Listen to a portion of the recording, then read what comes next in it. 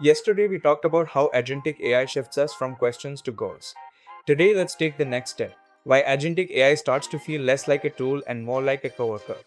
Most teams face the same problem fragmented work. Tasks bounce between people, tools, and inboxes. Traditional AI sits on the side, you ask something, it answers, and the work is still on you. Agentic AI changes that role. Instead of waiting for instructions, it takes ownership of outcomes. You don't say summarize these updates. You say make sure the team is aligned before the meeting. Now the AI plans. It checks updates, reviews shared docs, finds blockers, highlights priorities, and prepares the team to move forward. That's what a good coworker does. Not waiting for step-by-step instructions, but understanding the goal and helping achieve it. This is why agentic AI doesn't feel like automation. It feels like collaboration. It doesn't replace teams, it amplifies them. And once teams work this way, they stop asking, can you do this? They start saying, here's what we need to achieve. That's the real shift. Tomorrow on day 5, I'll show how this changes the way we build real AI systems. Not demos or chatbots, but AI that fits into daily work. See you on day 5.